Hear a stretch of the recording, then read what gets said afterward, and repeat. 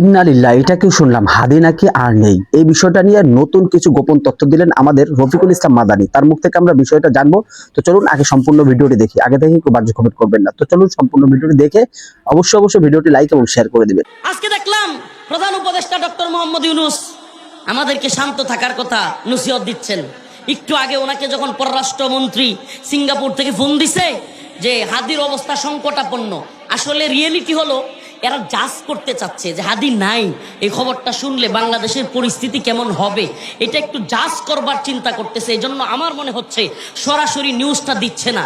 যদি এমনটা হয়, যারা আমাদেরকে বুদ্ধি দিচ্ছেন যে আপনারা শান্ত থাকুন, আপনারা শক্ত থাকুন, মানসিকভাবে শক্ত হন, এমন একটা নিউজ আসতে পারে, তাদেরকে বলি সাবধান। হাদি ভাইয়ের যদি কিছু হয়, যদি হাদির কিছু হয়, কথা দিলাম আমার ভাই যদি চলে যায়, ইনশাআল্লাহ বাংলার প্রত্যেকটা ঘরে শান্ত থাকা হবে না, শক্ত থাকা হবে না, চলবে ঘরে ঘরে আগুন জ্বালিয়ে দেওয়া হবে, আগুন জ্বালিয়ে দেওয়া হবে।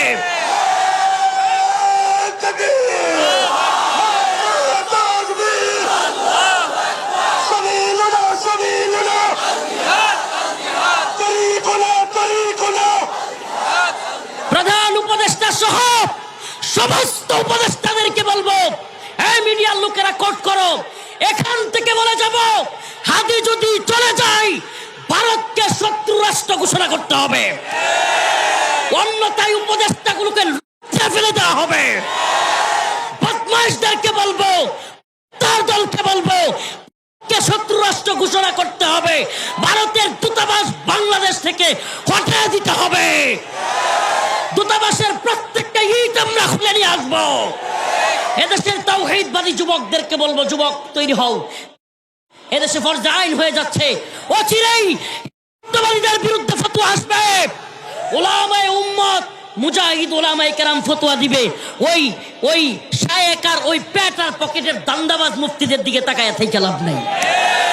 ফতোয়া আসবে, ফতোয়া বড় শায়েখের দিকে তাকায় থাইকো না, যেগুলো আওয়ামী লীগের সময়ও ভালো ছিল, বিএনপির সময়ও ভালো, এখনো ভালো, এইগুলো হলো পেট আর পকেটের দান্দাবাজ মৌলবী। ফতোয়া আসবে মর্দে মুজাহিদ আলমদের থেকে, আসার সাথে সাথে যার যা আছে তাই নিয়ে আমাদের বিরুদ্ধে নামতে হবে।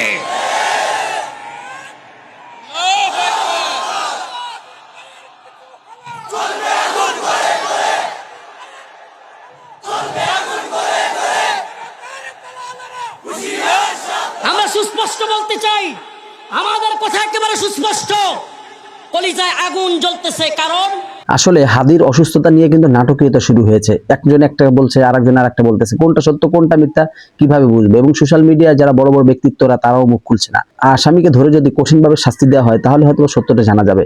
যাই হোক, সম্পূর্ণ ভিডিওটি দেখার জন্য আপনাকে অসংখ্য ধন্যবাদ। অবশ্যই আমরা হাদির জন্য দোয়া করি আল্লাহ পাক রব্বুল আলামিন তাকে আবারও সুস্থতার নিয়ামত দিয়ে আমাদের মাঝে ফিরিয়ে আনুক। তো সম্পূর্ণ ভিডিওটি দেখে আপনার মূল্যবান মতামত জানাবেন। ভিডিওটি ভালো লাগলে লাইক এবং শেয়ার করবেন। তো সবাই ভালো থাকবেন, সুস্থ থাকবেন। আসসালামু আলাইকুম ওয়া রাহমাতুল্লাহি ওয়া বারাকাতুহু।